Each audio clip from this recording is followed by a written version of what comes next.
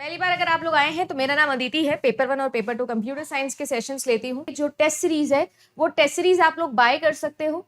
अगर आप लोगों को देना है टेस्ट सीरीज तो टोटल 31 मॉक टेस्ट है। जैसा मैंने पहले भी बोला था कि 10-10 मॉक टेस्ट जो है वो आपके लिए ओपन होने वाले हैं और आपको टेंशन नहीं लेनी। कल भी किसी स्टूडेंट ने लिखा था कि मैम मेरे 10 ही ओपन हुए हैं, अनलॉक दिखा रहा है।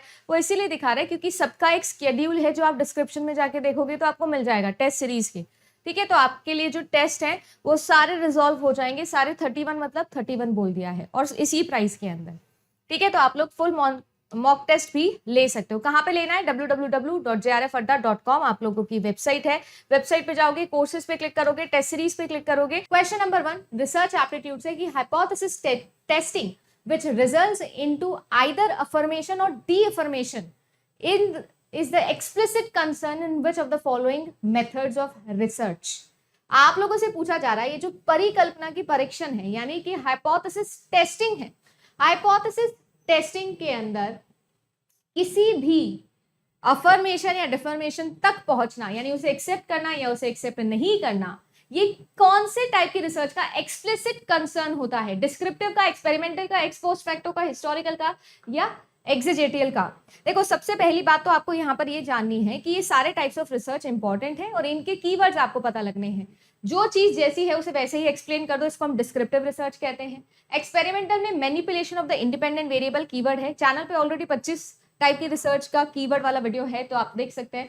एक्स पोस्ट फैक्टो के अंदर कोई भी अकरेंस जो ऑलरेडी हो चुकी है, कोई भी इवेंट जो ऑलरेडी अकर हो चुका है उसे हम लोग रेट्रोस्पेक्शन स्टडी में लेके जाते हैं। हिस्टोरिकल मेथड के अंदर reconstruction of the thought process हमारा होता है। हम पास्ट के किसी इंसिडेंट को इसलिए स्टडी करते हैं so that reconstruction of the thought process करा जा सके, और ये टाइप की कोई भी रिसर्च हम लोगों ने नहीं पढ़ी है। अब बात ऐसी है कि यहाँ पर आपसे बोला जा रहा है हाइपोथेसिस टेस्टिंग, और अगर मैं आप सभी लोगों को बताऊं तो यहाँ पर कीवर्ड है आप लोगों का क्या? क्वांटिटेटिव टाइप ऑफ रिसर्च, क्योंकि हाइपोथेसिस टेस्टिंग क्वांटिटेटिव टाइप की, ठीक है ना, गुणात्मक टाइप की जो रिसर्च होती है उसका इंपॉर्टेंट पार्ट होता है। ठीक है, हाँ गुणात्मक होता है, नहीं गुणात्मक तो क्वालिटेटिव होता है। नॉन गुणात्मक जो होती है उसका मान लीजिए आप। ठीक है, अब जितना है ये हाइपोथेसिस टेस्टिंग, और एक होता है मीनिंग ड्रिवन। एक होता है हाइपोथेसिस या परिकल्पना बनाने वाली चीज, और एक होता है हाइपोथेसिस को टेस्ट करना। बन गई है, अब डेटा का एनालिसिस करना है और रिजल्ट निकालना है। देखो, रिजल्ट निकालने का काम क्वांटिटेटिव का होता है, मतलब निकालने का काम, मतलब समझने का काम क्वालिटेटिव का होता है। सबसे पहली बात, अब यहाँ पर एक्सपेरिमेंटल और एक्स पोस्ट फैक्टो दोनों ऐसी टाइप की रिसर्च है जो कैसी है आप लोगों की, दोनों ही क्वांटिटेटिव टाइप की रिसर्च है। ठीक है जी, नेक्स्ट सवाल देखिए।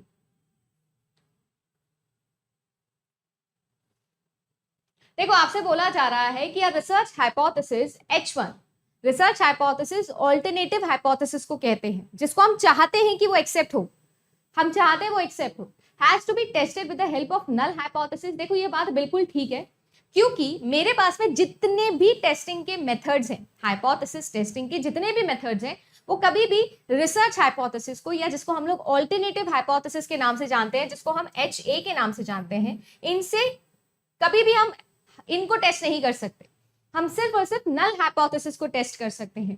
तो ये बात बिल्कुल ठीक है कि नल हाइपोथेसिस को रिजेक्ट करना पावर ऑफ टेस्ट कहलाता है, क्योंकि इससे रिसर्च की हाइपोथेसिस एक्सेप्ट हो जाती है। एक्चुअली में जो आपका रिसर्च हाइपोथेसिस होता है वो ऑल ऑल्टरनेट रिलेशनशिप बताता है वेरिएबल्स के बीच में, वेयरएज नल हाइपोथेसिस सिर्फ और सिर्फ बोलता है there is no significant difference between independent variable and dependent variable.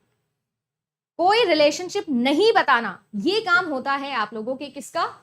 Null hypothesis का। हर चीज में इक्वल देना, नो आ जाना, इक्वल आ जाना, नो स्टैटिस्टिकल सिग्निफिकेंस आ जाना, ये सारी चीजें कहीं आ जाए तो उसे नल हाइपोथेसिस मानेंगे। इसके बिल्कुल उल्टा आपकी रिसर्च हाइपोथेसिस, मैं नल को रिजेक्ट करना चाहती हूँ सो दैट ऑल्टरनेटिव एक्सेप्ट हो जाए, ये हमारा यहाँ पर गोल होता है। अब टेनेबिलिटी जो भी होती है इसकी, राइट, ये हम डायरेक्टली अफर्म नहीं कर सकते। क्या ये बात बिल्कुल सही है कि जो आपकी काइंड ऑफ, इसको भी आप एक्यूरेसी बोल सकते हो, वैलिडिटी बोल सकते हो, मैं ऑल्टरनेटिव हाइपोथेसिस की वैलिडिटी को डायरेक्टली टेस्ट नहीं कर सकती? तो बिल्कुल सही बात है ये, इसीलिए ऑप्शन नंबर 1 यहाँ पर ऑप्शन नंबर 1 आपका यहाँ पर सही आंसर होगा कि बिल्कुल करेक्ट एक्सप्लेनेशन भी है। बीच में आप लोगों को हमेशा बिकॉज लगाना ही लगाना है। जब भी आपके पास में क्या आ जाएगा, जब भी आपके पास में असर्शन रीजन आएगा, दोनों में एक बार बिकॉज लगाएंगे ही लगाएंगे। एक और चीज याद रखें, असर्शन, रीजन, स्टेटमेंट वाले क्वेश्चन और आपके मैच द कॉलम, ये 3 क्वेश्चन तो कतई छोड़ के नहीं जाना है, क्योंकि यही आपके पूरे एग्जाम में आपको देखने मिलेंगे। नेक्स्ट देखिए, स्टेप्स ऑफ रिसर्च है और उनके लिए क्या क्या प्रिकॉशंस हमको चाहिए होते हैं, ठीक है ना, क्या क्या चीजें हैं जो हमको चाहिए। अगर मैं स्टेप्स की बात करूं रिसर्च की, प्रॉब्लम फॉर्मुलेशन है, हाइपोथेसिस मेकिंग है, रिसर्च डिजाइन है या डेटा एनालिसिस है। तो देखो सबसे पहली बात तो appropriateness of the technique used है, इंश्योरिंग इंटरनल है ये internal validity, optimally unambiguous labelling of variable being related या focused issues in terms of evidences. तो आप सब लोग जानते हो, क्या ये क्वेश्चन मैं एक ही ऑप्शन से सॉल्व कर सकती थी? क्या मैं इस क्वेश्चन को एक ही ऑप्शन से सॉल्व कर सकती हूं? देखो मेजॉरिटी ऑफ द स्टूडेंट जो है वो सी आंसर दे रहे हैं। यहां पर प्रॉब्लम को फॉर्मुलेट करना सबसे पहला स्टेप होता है रिसर्च का। देखो रिसर्च एक 8 लॉन्ग स्टेप की प्रोसेस है जिसको हम OCI से याद रखते हैं। मैंने हमेशा हर स्टूडेंट को रिसर्च को OCI से याद करना सिखाया है। सबसे पहले ऑब्जर्व करते हो आप, फिर डेटा को कलेक्ट करते हो और फाइनली उसको इंटरप्रेट करते हो in order to analyse it, and फिर इंटरप्रिटेशन होता है। एक साइंटिफिक प्रोसीजर के अंदर ये 3 चीजें होना जरूरी है, नहीं तो वो साइंटिफिक नहीं कहलाता है। बट जो रिसर्च प्रोसेस है वो साइंटिफिक तो है ही, उसको एक सीक्वेंस में हमने डाल रखा है। 8 स्टेप का एक सीक्वेंस है जिसमें सबसे पहले आता है कि आप सभी लोग प्रॉब्लम को फॉर्मुलेट करोगे, फिर रिसर्च के क्वेश्चन को डेवलप करोगे, हाइपोथेसिस बनाओगे, फिर रिसर्च डिजाइन पे जाओगे, फिर डेटा को कलेक्ट करोगे सैम्पलिंग के थ्रू, फिर डेटा को एनालाइज करोगे टेस्टिंग के थ्रू, और फिर फाइनली उसे इंटरप्रेट करोगे या फिर उसको क्या करोगे, डॉक्यूमेंट करोगे थीसिस या आर्टिकल के अंदर। अब यहां पर सबसे पहले है प्रॉब्लम का फॉर्मुलेशन करना। तो हमें किस पे फोकस करना है? एविडेंसेस पे फोकस करना है। ऐसी चीज को हम लोगों को देखना है, ठीक है, जिसके लिए रेलेवेंट एविडेंसेस मुझे मिल जाए। आप जब कभी रिसर्च इंटरव्यू में बैठेंगे तो आपसे एक ही सवाल पूछेंगे, आप डेटा कहां से लाओगे? आपका जो भी रिसर्च टॉपिक होगा उसके लिए डेटा कहां से कलेक्ट करोगे? प्राइमरी, सेकेंडरी रिसोर्सेज, कहां से डेटा लाओगे? सबसे इंपॉर्टेंट रेलेवेंट। जितना ज्यादा आपकी रिसर्च टॉपिक रेलेवेंट होगा उतना ज्यादा आप अच्छे से रिसर्च को डॉक्यूमेंट कर पाओगे। तो देखो एक ही ऑप्शन से वैसे तो हो गया था, बाकी भी देख लीजिए। हाइपोथेसिस मेकिंग की बात की जा रही है तो हाइपोथेसिस कभी भी एम्बिगियस नहीं होनी चाहिए। एम्बिगियस मतलब होता है कंफ्यूजिंग, ठीक है ना, 2 बातें नहीं कहनी चाहिए, ठीक है, स्पष्ट होनी चाहिए, अनएम्बिगियस होनी चाहिए, एक बात के 2 मतलब नहीं निकलने चाहिए। फिर आती है रिसर्च की डिजाइन। जो रिसर्च डिजाइन होती है उसकी वजह से ही इंटरनल वैलिडिटी हम अचीव करते हैं। इंटरनल वैलिडिटी का मतलब ही यही होता है कि आपने रिसर्च के दौरान जो जो काम किए हैं वो आपने बिल्कुल ढंग से किया है, क्योंकि जो वैलिडिटी होती है उससे जीवन में आती है जी एक्यूरेसी, और जो रिलायबिलिटी है उससे आती है कंसिस्टेंसी। एक सवाल 100% रिलायबिलिटी या वैलिडिटी में से आएगा ही आएगा। इस टॉपिक को अच्छे से पढ़िएगा। तो वैलिडिटी से एक्यूरेसी आती है, रिलायबिलिटी से कंसिस्टेंसी आती है। तो अगर मैं बात करूं मुझे सारे के सारे रिजल्ट्स एक्यूरेट चाहिए, तो जो एक एक स्टेप का काम कर रही हूं वो बिल्कुल एक्यूरेट होना चाहिए, और ये काम है ब्लूप्रिंट यानी कि आपके रिसर्च की डिजाइन का।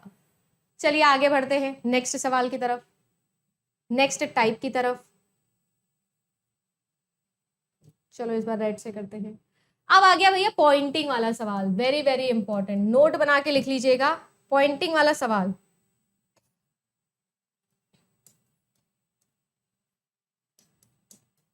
ये सवाल तो अगर ब्लड रिलेशन का सवाल आता है तो मुझे ऐसा लगता है 90% प्रोबेबिलिटी है कि आपके एग्जाम में यही आएगा। 90 क्या उससे भी ज्यादा। अगर आपके सवाल बनेगा ब्लड रिलेशन का तो यहीं से बनेगा, पॉइंटिंग से ही बनेगा, क्योंकि ये सबसे ज्यादा कंफ्यूजन आप लोगों के लिए करता है। पॉइंटिंग वाले की थीम कैसी है? सबसे पहले तो पॉइंटिंग वाले का चेहरा बनाओ। चेहरा मतलब MF हुसैन नहीं बनना है एग्जाम में जाके। सबसे पहले तो एक पेंटिंग बनाओ, क्योंकि पॉइंटिंग पेंटिंग को करेगा, फोटोग्राफ को करेगा, पिक्चर को करेगा, है ना, कोई बंदा खड़ा होगा उसको करेगा। यहाँ पर एक्चुअली में होता क्या है, बचपन में अगर आपको याद हो तो हम लोगों ने इंग्लिश के अंदर first person, second person, third person ऐसे बातें सुनी थी, और आपको तो अच्छे से फेमिलियर भी होंगे, तो आप तो इन चीज़ों से, है ना, आप सब लोग तो इतने फेमिलियर भी होंगे। कैसे 2 लोग मिलके तीसरे बंदे की ही तो बातें करते हो आप सारे दिन, ग्रेपेवाइन कम्युनिकेशन ही तो फैला रखे हो आप दुनिया में। तो बिल्कुल वैसे ही काम आपको लोगों को करना है कि यहाँ पर एक बंदा दूसरे बंदे को कुछ कह रहा होता है तीसरे बंदे को पॉइंट आउट करके, ठीक है ना। अब बात ऐसी है, यहाँ पर ये कह रहा है कि pointing to a photograph, Rekha says to Lali, वाह क्या नाम है, रेखा सेज टू लाली। कौन कह रहा है? रेखा कह रही है। जया और सुषमा नहीं है, सिर्फ रेखा है। अब बात ऐसी है कि रेखा कौन है? मैम रेखा स्पीकर है। आपको एग्जाम में ये सब करके नहीं आ रहा, मैं सिर्फ समझा रही हूँ, इसलिए ये सब चीजें लिख रही हूँ, ठीक है ना। तो रेखा सबसे पहले तो बनाऊंगी, और जिसको ये पॉइंट आउट करके बातें कर रही है, किससे? सुनने वाली कौन है? मैम सुनने वाली है लाली जी। सुनने वाली कौन है? लाली जी सुन रही हैं। तो रेखा पॉइंट कर रही है किसी पिक्चर पर, और लाली जी को क्या कह रही हैं? देखो, लाली जी को ऐसा कह रही है कि ये जो लड़की है ना इस फोटो के अंदर, अच्छा जेंडर पहले तो क्लियर हो गया, सबसे पहले तो जेंडर क्लियर हो गया, ठीक है। ये जो लड़की है ये क्या है? Second daughter of the wife of the only son of the grand mother of my younger sister. चलो जी, इंग्लिश ने हमारा फिर से दिमाग खराब कर दिया, है ना। इंग्लिश ने फिर से दिमाग खराब कर दिया, बहुत सारे रिलेशनशिप लिख दिए हैं। एक ट्रिक ये है, या एक टिप मैं आपको ये दे सकती हूँ, इंग्लिश को हमेशा उल्टा पढ़ते हुए चला करो, जल्दी सॉल्व होगा। या फिर आप लोग हिंदी में भी करके इसे पढ़ सकते हो, आसानी हो जाएगी। जैसे फोटो में दिख रही लड़की मेरी छोटी बहन की दादी की इकलौते बेटे की पत्नी की दूसरी बेटी है। एक्चुअली में वो अपने बारे में बात करिए, मेरे को तो ड्रॉ भी करने की जरूरत नहीं, पढ़ते ही समझ में आ गई ये चीज, बट स्टिल मेरी छोटी बहन, मेरी छोटी बहन, तो रेखा की कोई छोटी बहन होगी, ठीक है ना, उसकी दादी यानी कि इन दोनों की दादी होगी, उसके इकलौते बेटे यानी कि इसके पापा की बात हो रही होगी, उस पापा के पत्नी यानी कि अपनी मम्मी के बारे में बात कर रही हैं, उनकी क्या है? दूसरी बेटी है। अरे दूसरी बेटी मतलब क्या? मैम रेखा ही तो है, रेखा ही तो है।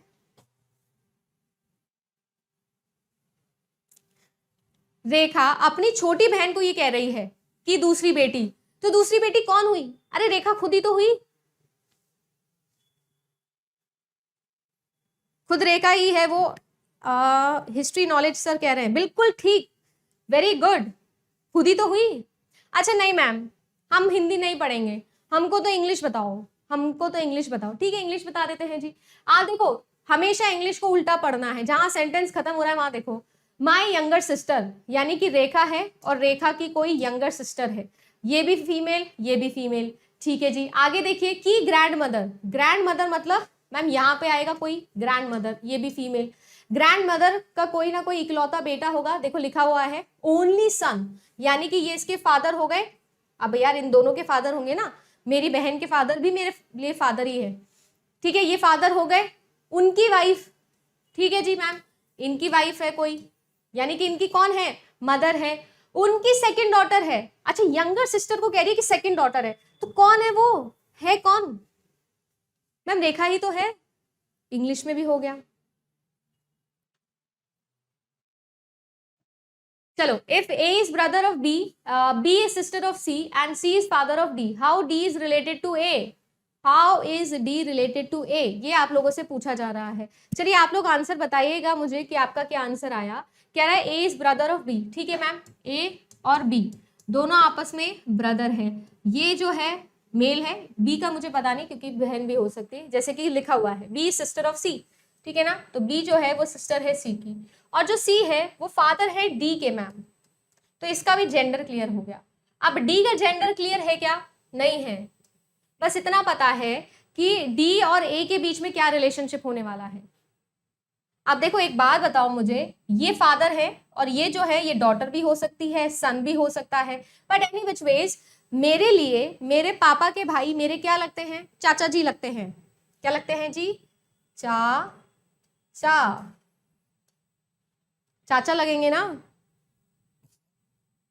तो यहां पर डी क्या हुआ मैम? डी हो गया नेफ्यू, है ना, नेफ्यू दिख रहा है। सत्यानाश, ये जेंडर बायसनेस हमारी क्लास में नहीं चलेगी कि मैम भतीजा हो गया। क्यों? भतीजी नहीं हो सकती, भतीजी नहीं हो सकती क्या?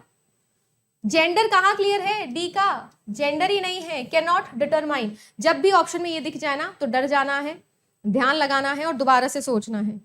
नेक्स्ट क्वेश्चन आप लोगों से पूछा जा रहा है कि in which type of ROM data can be erased by the ultraviolet light and then reprogrammed by the user or manufacturer. Very very important and a very simple question. इसका answer तो आप ही मुझे दे दोगे, इसका आंसर तो आप ही मुझे दे दोगे। बहुत ही आसान सा सवाल है मैम। हम सब लोग जानते हैं कि पीरोम क्या होता है। क्या होता है जी पीरोम? प्रोग्रामेबल रीड ओनली मेमोरी पीरोम होता है। क्या होता है पी का मतलब? प्रोग्रामेबल रीड ओनली मेमोरी होता है मैम। ई पीरोम और डबल ई पीरोम ये जो है मैम, ये इसी के दो टाइप्स हैं, जिसमें ई का मतलब होता है इरेजेबल और डबल ई का मतलब होता है इलेक्ट्रिकली इरेजेबल, है ना? Erasable and electrically erasable. अब इलेक्ट्रिकली लिखा है तो यूवी आ सकता है क्या? नहीं आ सकता ना। इलेक्ट्रिकली लिखा है मतलब मैम कुछ ऐसा कंडक्टर वंडक्टर यूज करते होंगे, बिल्कुल सही। बट इरेजेबल अगर आ गया है तो वो क्या होता है आपका? वो होता है यूवी रेज। यूवी रेज का इस्तेमाल करते हैं और सारा का सारा डेटा एक बारी में उड़ा देते हैं। ये भी याद रखिएगा, मैं अगर आपसे बोलूं कि वन एट अ टाइम मुझे इरेज करना है तो मैं क्या लगाऊंगी? तो मैं लगाऊंगी डबल ई पीरोम। मैं ई पीरोम से एक बारी में एक डेटा नहीं डिलीट कर सकती, पूरा का पूरा चिप साफ हो जाएगी। अच्छा, ये भी चीज क्या हम कर सकते हैं? नहीं मैम, जिसने वो चिप मैन्युफैक्चर करी, कौन सी चिप की बात चल रही है? रोम चिप की बात चल रही है। अच्छा, ये रोम चिप है क्या? हाँ, फर्मवेयर जिसको हम लोग बोलते हैं, जिसपे क्या कहता है अपना बायोस रहता है, बेसिक इनपुट आउटपुट सिस्टम रहता है, जिसको हम और क्या किस नाम से जानते हैं? बूटस्ट्रैप प्रोग्राम के लिए जानते हैं। फर्मवेयर पे रहता है ना वो, उसको आप नहीं चेंज कर सकते हो। जो मैन्युफैक्चरर है, जिस कंपनी का लैपटॉप आपके पास में है, उसने उसे बनाया होगा, वही चेंज कर सकता है। ऐसा नहीं कि आपने कल को धूप में निकाल के रख दी अपनी रोम चिप तो वो इरेज हो जाएगी, है ना? ये फालतू पंचायती नहीं करने लग जाना। छत पे लेके बैठे हैं अपनी रोम चिप को, मम्मी पीटेगी अलग। The next number P in the sequence of this binary digit. देखो ये आप लोगों का ना केवीएस का सवाल है गाइस, क्योंकि आपको पता है ना सभी टीचिंग एग्जाम से मैं क्वेश्चंस लेती हूँ आप लोगों के लिए। तो ये केवीएस का प्रीवियस ईयर सवाल है। देखो क्या कह रहा है, आपको बोला है 0 1 0 1 0 0 1 1 0 और आपसे बोला है कि बताओ पी क्या होगा।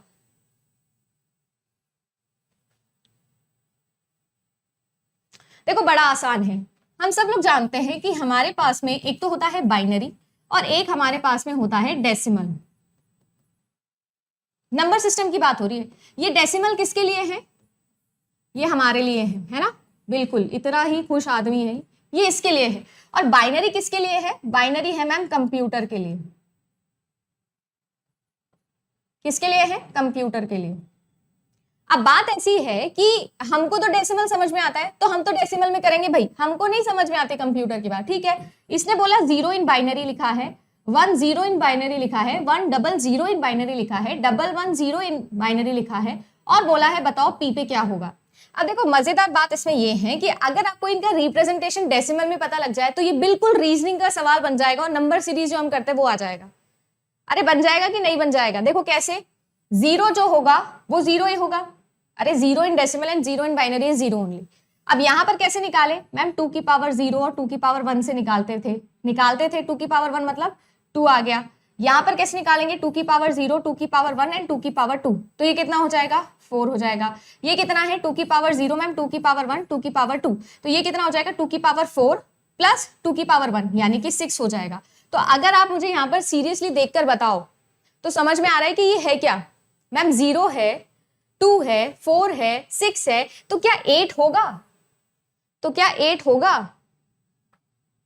अरे भाई बहुत ही आसान सी बात हो गई मैम, बिल्कुल 8 होगा। और 8 को रिप्रेजेंट करना है तो कैसे रिप्रेजेंट करेंगे मैम? 2 की पावर 0, 2 की पावर 1, 2 की पावर 2 और 2 की पावर 3। और 2 की पावर 3 जो होता है वो 8 होता है। तो 1 ये नहीं चाहिए, ये नहीं चाहिए, ये नहीं चाहिए। या तो डायरेक्टली कर लो, नहीं आता है डेसिमल से बाइनरी करना तो एलसीएम ले लो। 2 का एलसीएम लोगे तो 2 में 4 टाइम्स रिमाइंडर 0, 2 में 2 टाइम्स रिमाइंडर 0, 2 में 1 टाइम्स रिमाइंडर 0 और मैम फिर उल्टी गाड़ी चला दो तो 1 triple 0। Answer option number B. Next question देखो, आपसे बोला चाह रहा है in qualitative research paradigm which one of the following features may be considered critical. अब देखो बात ऐसी है, क्वालिटेटिव रिसर्च पैराडाइम की बात की जा रही है। 2021 में सेम क्वेश्चन मेरे सेट में आया था। हाँ बिल्कुल, है ना? बिल्कुल आते हैं ऐसे सवाल।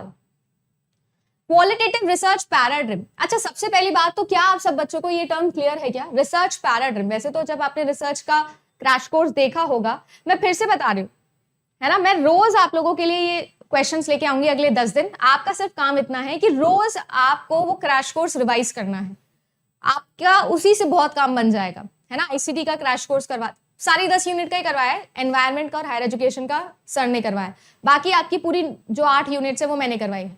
तो देख के आना, अपने आप आपको रिदम सेट होगा। अब मैं पूछ रही हूँ रिसर्च पैराडिग्म के बारे में। तो रिसर्च पैराडिग्म होता क्या है? देखो, पैराडिग्म ये जो वर्ड है ना, इसका हिंदी अनुवाद अगर आसान भाषा में करके देखे ना, तो इसका मतलब होता है एक तरीके का सेट पैटर्न या एक तरीके का प्रोसीजर बोल दो आप, है ना। एक तरीके का स्टेप बाय स्टेप प्रोसीजर बोल दो आप इसको, है ना, जिसके बिहाफ पे हम काम कर सकते हैं, है ना। मैंने ये सेट ऑफ एप्लीकेशन प्रोसीजर्स लगा दिए मैम, इसके बिहाफ पर मेरे पास रिजल्ट आ गया। तो वही चीज है जो रिसर्च पैराडिग्म में हम बोल रहे हैं। रिसर्च पैराडिग्म जैसे कि कैसे मैं आपको हमेशा बोलती हूँ OCI, OCI मतलब ऑब्जर्व किया डेटा को, कलेक्ट किया डेटा को, इंटरप्रेट किया डेटा को, यही तो रिसर्च है। अरे यही तो रिसर्च है। तो वही चीज मैं आपको बोल रही हूँ। तो क्वालिटेटिव अगर है तो हमने बहुत सारे कीवर्ड्स क्वालिटेटिव के पढ़े हैं मैम। मीनिंग से ओरिएंटेड होगा, सब्जेक्टिविटी को भी जानता है, साथ ही साथ इसका काम है नॉलेज को एनहांस करना, इसका टेस्ट से ज्यादा लेना देना नहीं होता है, जनरलाइज करने में इसका ज्यादा इंटरेस्ट नहीं होता है, अपने कॉर्पस ऑफ नॉलेज को इंक्रीज करना इसका मेन गेम होता है, क्वालिटी बढ़ाना अपना मेन गेम होता है। तो data collection with the standardised research tools होगा, sampling design with probability sampling technique होगा, data collection with the bottom up empirical evidences होगा, या data gathering to take up with the top down systematic evidences होगा। अच्छा, qualitative और quantitative में कल के दिन मैंने आपको डिफरेंस बताया था, इंडक्टिव और डिडक्टिव वाला। अब मुझे बताओ, अगर मैं कोई चीज को क्वालिटेटिव बोल रही हूं तो वो इंडक्टिव होगी कि डिडक्टिव होगी? वो ज्यादातर इंडक्टिव होगी, ज्यादातर। और ये चीज हमेशा बॉटम अप होती है, इंडक्टिव वाली, टॉप डाउन नहीं होती। टॉप डाउन मतलब पहले एक यूनिवर्सल फैक्ट है मेरे पास में, उसको प्रूव करने के लिए मैं काम कर रही हूं, आंसर ओरिएंटेड काम कर रही हूं, वो टॉप डाउन होती है। काटा लगा। और वैसे भी अगर मैं आप लोगों को बोलूं ना, तो ये टेस्टिंग वाला काम जो है ये क्वांटिटेटिव का है, क्वालिटेटिव का नहीं है। अब बात आ जाती है प्रोबेबिलिटी सैम्पलिंग। देखो, वैसे तो प्रोबेबिलिटी सैम्पलिंग हम यूज करते हैं, पर मैम इससे क्रिटिकल फीचर कैसे हुआ? ये तो क्वांटिटेटिव में भी करते हैं। बात आ जाती है सबसे इंपॉर्टेंट फीचर की। ये आप लोगों का 2020 का और 19 का प्रीवियस ईयर सवाल है, ऑप्शंस में चेंज हो सकता है, बट ये आप लोगों से एग्जाम में पूछा हुआ था। Bottom up empirical evidences. Why bottom up? Inductively आप लोग कर रहे हो ऑब्जर्व चीजों को, है ना, और उसके बिहाफ पे आप जनरलाइज कर रहे हो, अपनी नॉलेज को बढ़ा रहे हो। कैसे? एम्पेरिकल एविडेंसेस से। E for empirical, E for experience और ई फॉर एविडेंसेस, मतलब आपने जो एक्सपीरियंस किया, जो आपके पास में प्रूव है ना, प्रत्यक्ष को प्रमाण की आवश्यकता नहीं होती वाली लाइन है ना, आपने देखा, आपने समझा, बोले अच्छा अच्छा ऐसे होता है, उसके बिहाफ पे आपने अपनी नॉलेज डोमेन बना ली। चलिए जी, यहाँ पर आप लोगों को बताना है लार्जेस्ट से स्मॉलेस्ट। अभी कुछ दिनों पहले मैंने आप लोगों को आईसीटी की बहुत सारे सवाल करवाए थे, जिसमें मैंने आपको मेमोरी वाला पार्ट पढ़ाया था। देखो, ये जो मेमोरी वाला पार्ट है ना, ये बहुत इंपॉर्टेंट है, आपके बार बार एग्जाम में क्वेश्चन बन रहे हैं, तो इसको बिल्कुल भी छोड़ के नहीं जाना है। अब आप लोगों को यहाँ पर अगर क्वेश्चन को ध्यान से देखो ना, तो यहाँ पर एक लिखा हुआ है 1500 M बाइट्स, और ये जो M है, मैं इन सब को क्या कर दूंगी, 10 की पावर में या फिर बेसिकली 2 की पावर में, दोनों में से किसी में भी आप इसे कन्वर्ट कर सकते हो। तो हम लोग अच्छे से जानते हैं कि आप लोगों का किलो से स्टार्ट होता है, ये किलो बाइट से, फिर आता है आप लोगों का मेगा बाइट, जिसको हम मिलियन भी बोलते हैं, फिर आता है आप लोगों का गीगाबाइट, फिर आता है आप लोगों का पेटाबाइट, उसके बाद में आता है टेराबाइट, उसके बाद में आता है एक्साबाइट एंड सो ऑन। ठीक है, हम आगे तक जाते हैं। अब किलो जो होता है वो 10 की पावर 3 होता है, और उसके बाद में मैम हम 3 पावर ऐड करते जाते हैं। मैं यही चीज यहाँ पर करने वाली हूँ, अब तक हमको ये याद हो गया है। तो एक्चुअली में ये क्या है, 10 की पावर 6 है, ये m का मतलब 10 की पावर 6 है, ये जो k है इसका मतलब है 10 की पावर 3, ये जो g है इसका मतलब है 10 की पावर 9, ये जो t है इसका मतलब है 10 की पावर 50। कोई दिक्कत, कोई गलती, कोई प्रॉब्लम यहाँ तक की है क्या मैंने? यस मैम, आपने एक गलती करी है। क्या गलती करी है, कोई बता सकता है मुझे? क्या यहाँ तक किसी को कोई दिक्कत, कोई प्रॉब्लम, कोई जीवन में दुख तकलीफ? कोई दिक्कत, कोई दुख तकलीफ कुछ है क्या भैया? वीडियो को शेयर नहीं कर रहे हो आप लोग, मुझे तकलीफ है थोड़ा सा। कोई दिक्कत है क्या? 10 की पावर 15 ही लिखा है मैम, कोई दिक्कत नहीं है। अब बात आ गई, ये है 2 का पावर है, तो मतलब 2 मल्टीप्लाइड है, इसमें 1 मल्टीप्लाइड है, इसमें 5 मल्टीप्लाइड है, और इसमें मल्टीप्लाइड है 1500। तो 100 है तो 2 जीरो और होंगे, तो मैम 2 जीरो के साथ में ये 6 को आप क्या कर दो, इस 6 को आप 8 में कन्वर्ट कर दो। कर दिया। अब मुझे एक बात बताओ कि यहां पर, क्योंकि 10 की पावर से ही हम अज्यूम कर सकते हैं कि कौन बड़ा होगा कौन छोटा होगा। अगर आप लोग एक ध्यान से देखो ना, 10 की पावर 15 है। अब 15 है यानी कि जो आप लोगों का ऑप्शन नंबर डी है ये लास्ट में आना चाहिए था। ऑप्शन नंबर जो डी है वो आप लोगों का लास्ट में आना है। कोई दिक्कत यहां तक? I mean last in the sense हमको लार्जेस्ट से स्मॉलेस्ट जाना है तो सबसे पहले आना चाहिए। हाँ मैम सबसे पहले। ये लीजिए कांटा लगाइए, टोनी कक्कड़ जी को बुला दीजिए। बुला दिया मैम। बचा ये वाला ऑप्शन, बचा ये वाला ऑप्शन। ठीक है आगे देखिए, इसके बाद में अगर मैं आप लोगों से बोलूं तो एक है आप लोगों का केवल 10 की पावर 9 और एक है आप लोगों का 15 इंटू 10 की पावर 8। मुझे कोई बता सकता है दोनों में से ज्यादा बड़ा कौन सा होगा?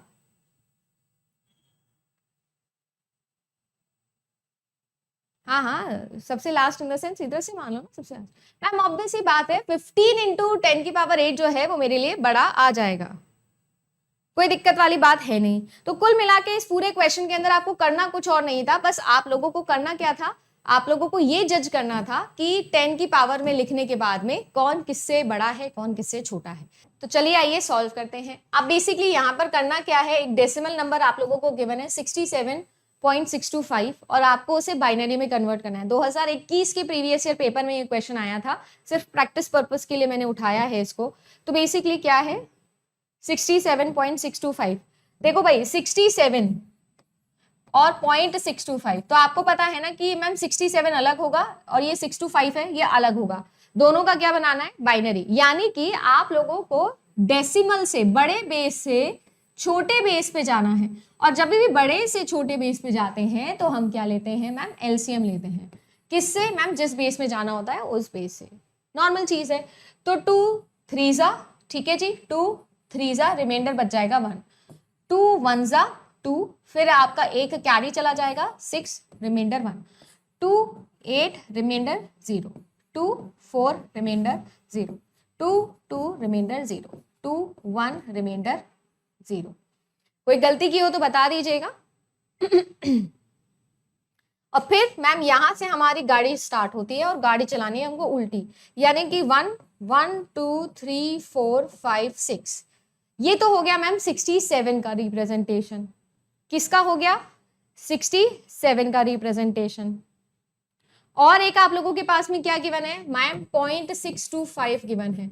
अब देखो ये करने के दो तरीके हैं, ये करने के दो तरीके हैं।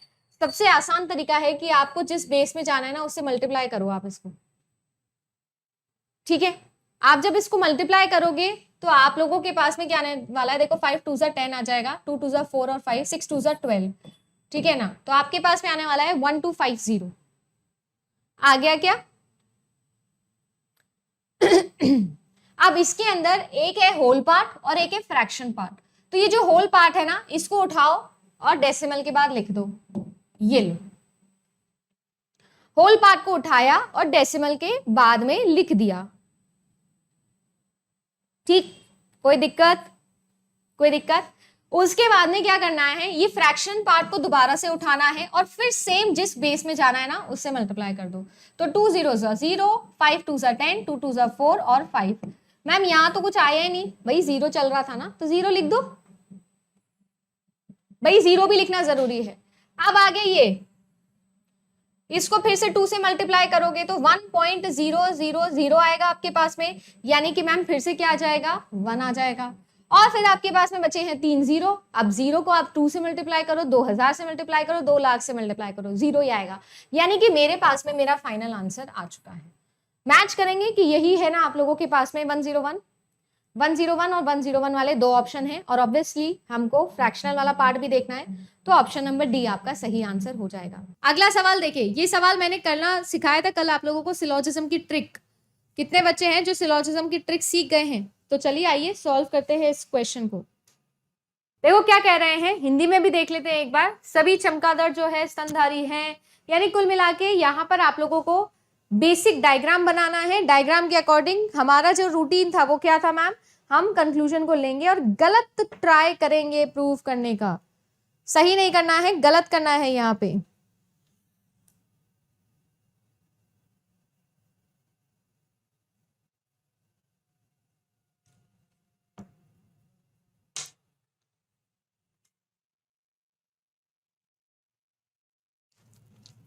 चलो जी, इतना टाइम लगना नहीं चाहिए था, पर चलिए दोबारा से कर लेते हैं। क्या कह रहा है, मैं सबसे पहले प्रेमाइसिस के अकॉर्डिंग बनाऊंगी। सभी के सभी जो बैट्स हैं वो सबके सब मैमल के अंदर आ रहे हैं मैम, और नो बर्ड जो है वो बैट आ रहा है। ये आप लोगों के लिए बर्ड हो गया, ठीक है ना। और इन दोनों के बीच में क्या लगा है मैम, कांटा लगा हुआ है। क्यों? क्योंकि क्वेश्चन में बोला गया है।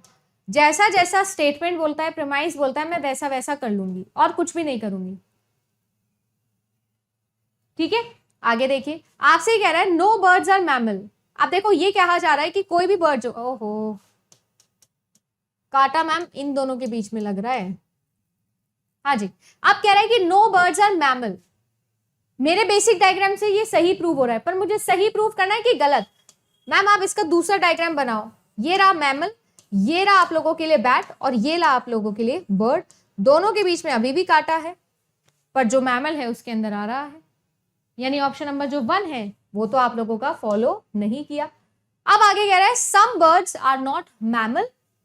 Some birds are not mammal सही हो सकता है क्या? किसी भी केस में सही नहीं हो सकता। जब ऑल बैट बोला हुआ है और ऑल शिल्पा शेट्टी फॉलो कर रही है, तो शमिता शेट्टी तो फॉलो करेगी ना मैम, गलत बात है। आगे कह रहा है no bats are bird.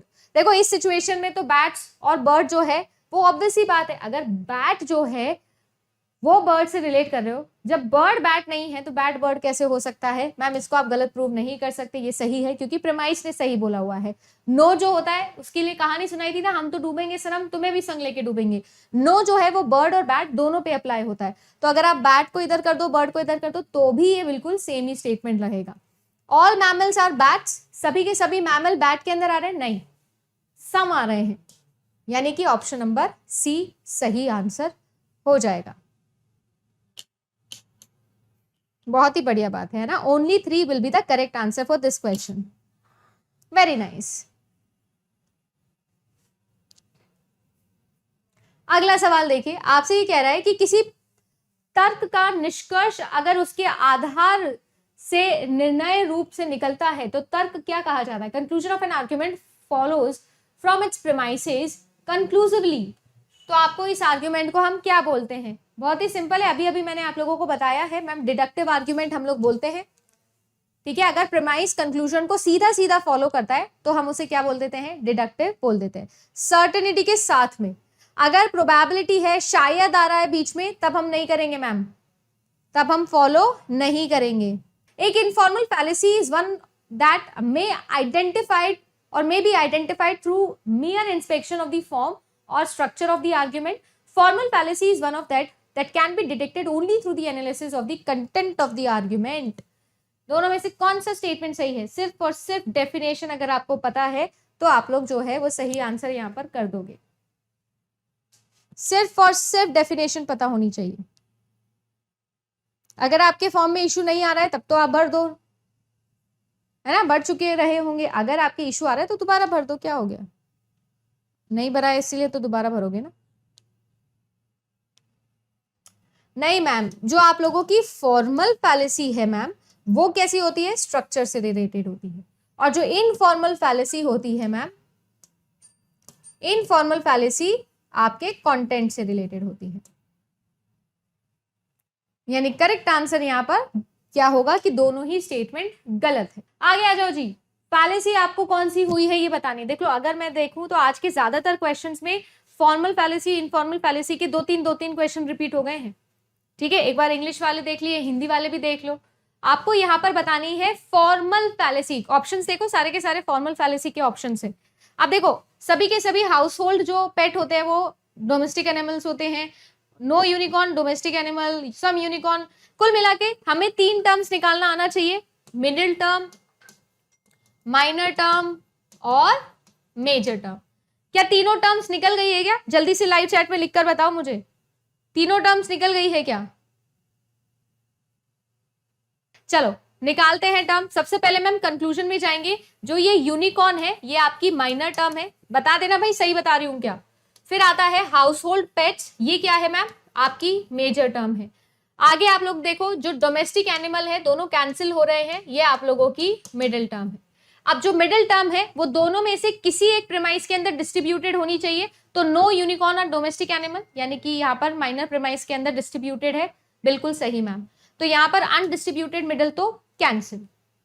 Option number D तो एलिमिनेट। आगे देखो, आगे ये कह रहा है एग्जिस्टेंशियल फैलेसी, चेक कर लेते हैं। चलो, एग्जिस्टेंशियल फैलेसी क्या कहती है, आप कभी भी दो नेगेटिव चीजों से पॉजिटिव बात या कोई भी तरीके का कंक्लूजन नहीं निकाल सकते, ये बात बोली जाती है। किसमें होती है ये?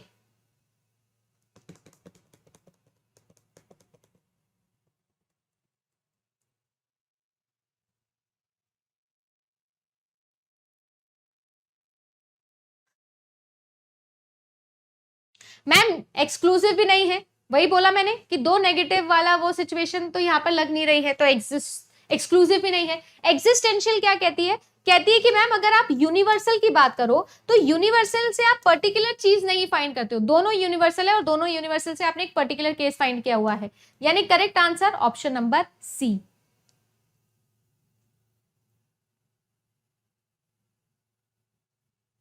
आपको ये जो था ये ऑर्डर में लगाना था डिक्रीजिंग इंटेंशंस की।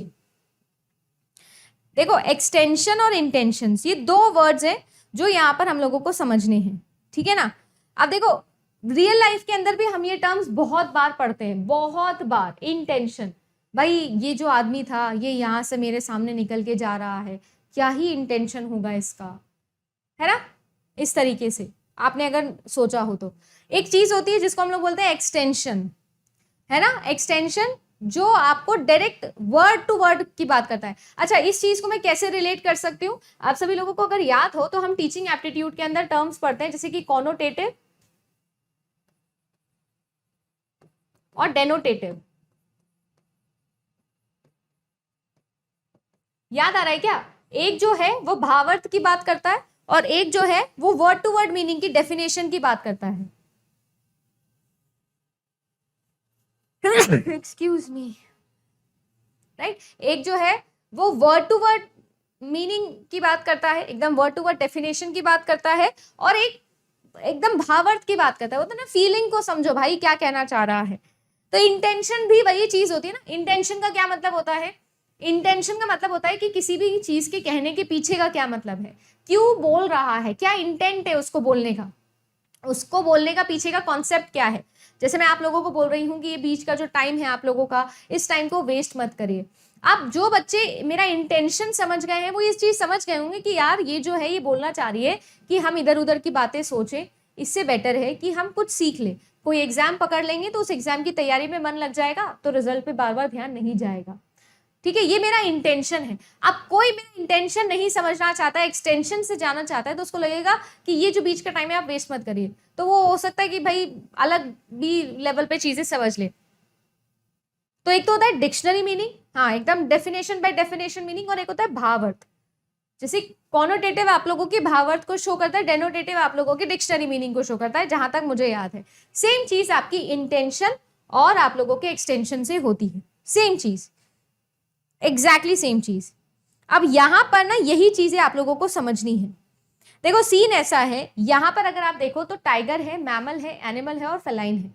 अगर देखा जाए तो ये क्वेश्चन को आप लोग वेन डायग्राम वाले सीन से सॉल्व कर सकते थे। आप लोग एक आइडिया लगा सकते थे कि कौन किसके अंडर आ रहा है, किसका क्या सीन हो रहा है, कैसे चीजें चल रही है। ठीक है, और आपको डिक्रीजिंग में लगाना था, आपको डिक्रीजिंग में लगाना था। जो इंटेंशन होते हैं या जो कॉन्सेप्चुअल चीजें होती है वो इंटरनल कंटेंट के ऊपर बात करते हैं। ठीक है जी, तो आपको डिक्रीजिंग ऑर्डर में लगाना है। तो सबसे इंटरनल या सबसे आप कह सकते हो जिसकी डेंसिटी सबसे हाई है, जिसके अंदर सारी की सारी क्वालिटीज आएगी, जैसे कि टाइगर है, टाइगर एनिमल भी है, टाइगर जो है वो एक तरीके का मैमल भी है, सारी की सारी चीजें इसके अंदर आ रही है। और आपको याद है ना कि जो बिल्ली होती है उसको शेर की मौसी बोलते हैं, है ना। वैसे तो ये बाघ है बट समझ गए ना, शेर की मौसी है तो बाघ की चाची मान लो, जो मानना है मान लो। तो आप सभी लोगों के लिए टाइगर, टाइगर के बाद में फेलाइन, ठीक है जी। उसके बाद में आप बताओ मुझे एनिमल पहले आना चाहिए या आप लोगों का मैमल पहले आना चाहिए। आपको पता है कि मैमल पहले आएगा और फिर उसके बाद एनिमल आएगा, यानी कुल मिला के मैं बात करूं तो मैम देखिए ये जो है ये आप लोगों के एनिमल है, ठीक है ना।